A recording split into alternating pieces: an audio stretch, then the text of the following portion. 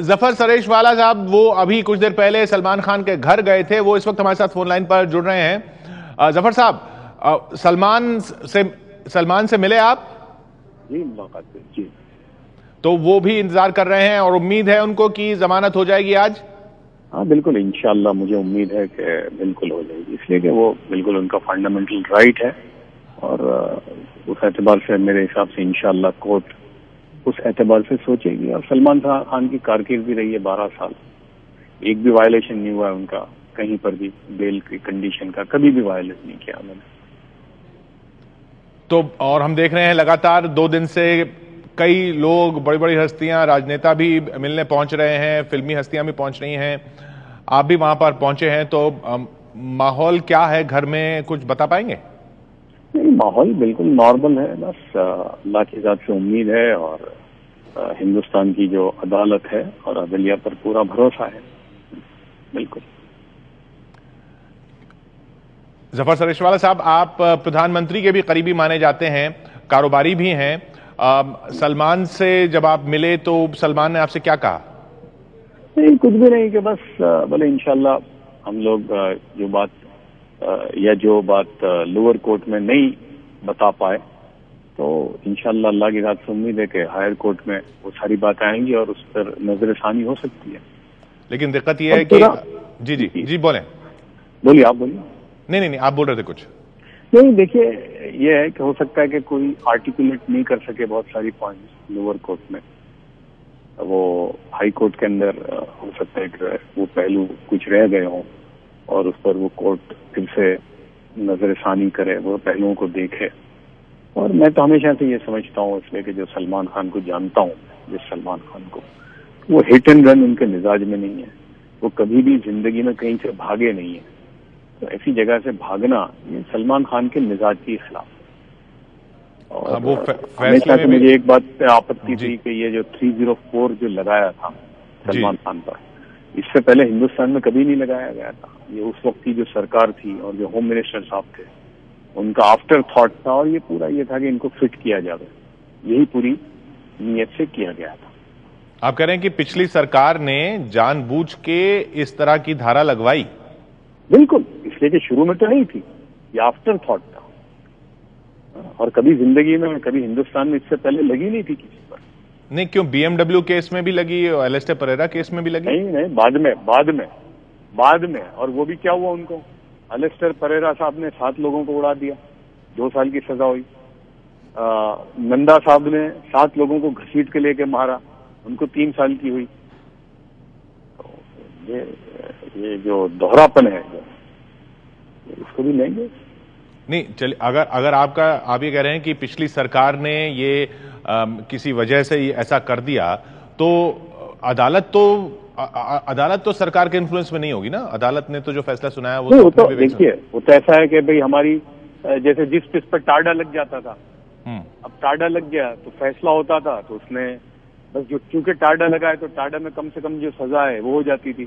तो चूंकि 304 लगा ही दिया था, पहले तो लगनी ही नहीं चाहिए थी, तो किस पर होनी चाहिए, ये एक बहस का मुद्दा होगा कि 3041 कैसे लगे। नहीं, पर पिछली सरकार के तो कई नेताओं से भी उनकी दोस्ती रही, जान पहचान रही है, करीबी भी रहे, फिर पिछली सरकार ने अगर ऐसा किया जैसा आप कह रहे हैं तो क्यों किया? बिल्कुल उस वक्त के जो होम मिनिस्टर साहब थे, ये उनका बिल्कुल पर्सनल उसमें वो था। जो उस वक्त होम मिनिस्टर साहब थे, उन्होंने ये आफ्टर थॉट था। महाराष्ट्र के होम मिनिस्टर? बिल्कुल, महाराष्ट्र के होम मिनिस्टर साहब थे जो गुजर गए। नहीं हैं। आप बता रहे हैं, आपको लगता है ठीक है क्या? 7 लोगों को उड़ाने के बाद जो सजा मिली है, 3 साल की, 2 साल की, इसको जस्टिफाई करते हैं आप? नहीं, मैं ये नहीं कहता। मैं ये कहता हूँ कि सलमान के ऊपर जो 3 नहीं, सलमान का छोड़िए ना, आप ये बताइए, आप एक शहरी है, आप एक अच्छी इंसान है, आप ये बताइए 7 लोगों को उड़ाने के बाद यदि 3 साल की सजा देते हैं तो क्या वो जस्टिफाई है? और यदि वो गलत है और अभी कोर्ट ने अपने आप को जस्टिफाई किया तो नहीं, हम कोर्ट के फैसले, कोर्ट ने जो फैसले अलग अलग केस में दिए, अलग अलग परिस्थितियों में दिए, उनको अगर छोड़ भी नहीं, लेकिन जो जफर साहब आप बड़ी बात ये कह रहे हैं कि पिछली महाराष्ट्र सरकार, देखिए, नहीं, आप मेरी बात को मिक्सअप कर रहे हैं।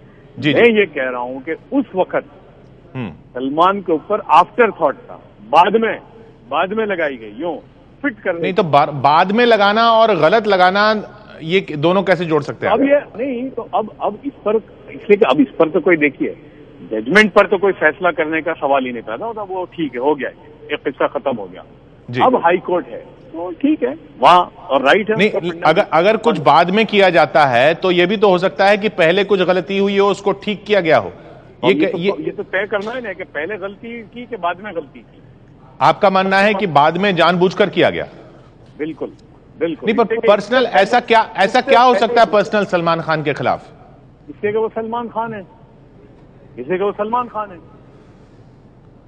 तो सलमान खान है तो बल्कि उम्मीद तो लोग ये करते हैं कि कोई सलमान खान है तो उस सलमान खान को तो फायदा मिलना चाहिए, आप कह रहे हैं उसको नुकसान हुआ? नहीं भाई है ना, मुझे तो वही समझ में नहीं आता कि जिस तरह से, और ये अभी भी जो केस चला, तो जिस तरह से वाइब ये आ रही थी तब से, 1 साल पहले से, तो इसको फिट करो, बस किसी भी तरह से इसको फिट करो, ये इस किस्म की वाइब्स आ रही थी। जिस तरह से पब्लिक प्रोसिक्यूटर को रोका गया और जो पूरा एक बॉडी लैंग्वेज थी कि इसको फिट करो बस। वाला साहब, इससे पहले तो ये बाकायदा कांग्रेस के समर्थक रहे हैं, प्रिया दत्त तक के उन्होंने प्रचार में इतना भाग लिया है, तो ऐसे कैसे कांग्रेस राजभवन के समर्थन में है, पूरी इंडस्ट्री के लोग इनके समर्थन में है और कांग्रेस के साथ उन्होंने बहुत प्रचार किया है, तो कांग्रेस वाले क्यों इनके खिलाफ ऐसे वो करेंगे? जो वो भी बात देखिए, कांग्रेस पार्टी की तो कारकिर्दी ये रही है हमेशा, जो उनके साथ रहता है, समर्थन में रहे। नहीं जफर साहब, आपने जफर साहब एक बात कही कि उनको इस बात का नुकसान हुआ कि वो सलमान खान है, मतलब वो सेलिब्रिटी होने का नुकसान हुआ? नहीं, सेलिब्रिटी नहीं, सलमान खान है इसलिए। मतलब नहीं, वो सलमान खान है इसलिए, सेलिब्रिटी नहीं। तो क्या आप ये कहना चाहते हैं जफर साहब की सेलिब्रिटी तो और भी हैं, हाँ, सेलिब्रिटी और भी हैं, वो सलमान, वो मुसलमान हैं इसलिए? क्या आप ये कह रहे हैं कि वो मुसलमान है इसलिए उनको नुकसान हुआ? भाई देखिए, वो जब सॉफ्ट हिंदुत्व प्ले करने गए कांग्रेस पार्टी, ये दिखाने के लिए कि देखो हमने सलमान खान को फिट किया, और कोई वजह नहीं है। मतलब आप कह रहे हैं कि कांग्रेस पार्टी ने हिंदू वोट लुभाने के लिए सलमान खान पर इस तरह की धारा लगाई जिसकी वजह से उन्हें 5 साल की सजा हुई?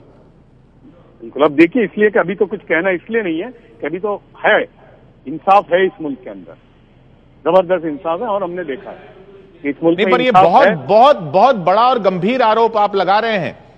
आप किस गृह मंत्री पर लगा रहे हैं? क्योंकि गृह मंत्रालय तो एनसीपी के पास भी रहा ना, इसलिए मैंने पूछा आपसे कि क्या आप उन... अरे हम खुद भुगते हैं ना इनका, कोई नई बात थोड़ी है उस जमाने में, और ये क्या पहली बार हुआ है? पॉलिटिकल गुजरात में जिस तरह से जो सताया गया था मोदी साहब को, और वो तो कोई नई बात थोड़ी है। वो तो इल्जाम दूसरी तरफ भी है, वो तो इल्जाम दूसरी तरफ भी है कि मोदी साहब को सताया गया था या मोदी साहब ने सताया था, वो इल्जामात पे आप छोड़ दीजिए, मैं इस केस की बात कर रहा हूं। अच्छा, आप वो तो नई बात, इसलिए देखिए इनके लिए कोई अचंभे की बात नहीं है, मेरे साथ भी किया, क्योंकि मैं नरेंद्र मोदी का समर्थक रहा, तो मेरे पीछे सेबी, इनकम टैक्स, एनफोर्समेंट सब लगाई, ये तो इनका पुराना है धंधा। तो इस वजह से सलमान खान पर भी कि वो नरेंद्र मोदी के समर्थक रहे, ये भी है क्या? ये देखिए, ये बाद में हुआ। सलमान खान जो पतंग चढ़ाने आए, पतंग चढ़ाने जब आए सलमान खान 14 जनवरी को, आप देखिए पूरा हिसाब लगाइए जी, 14 जनवरी को जब सलमान खान पतंग चढ़ाने आए, उसके बाद ये अप्रैल में शुरू किया कि सबक सिखाओ इसको। यानी उस जमाने में था कि मोदी के साथ जुड़ जावे। धाराएं पहले लग चुकी है। नहीं, क्या आप जब इसको पॉलिटिकल रंग दे के आप सलमान खान के केस को वीक कर रहे हैं? नहीं, बिल्कुल वीक कर रहे हैं। एक मिनट अशोक साहब, आपकी बात का मैं जवाब दे रहा हूं कि नई बात नहीं है ये, नई बात। देखिए, पुरू राजकुमार थे, उनसे भी हुआ था, उनको कितने 30,000 रुपए की जेल देके छोड़ दिया, उसी वक्त, उसी दौरान में था, याद के नहीं था। तो नहीं, वो आप कह रहे हैं अदालत भी ये देखती है कि कौन हिंदू है कौन मुसलमान है सेलिब्रिटी में? ये है, बिल्कुल, अदालत में भी है। हम तो कहते हैं कि है।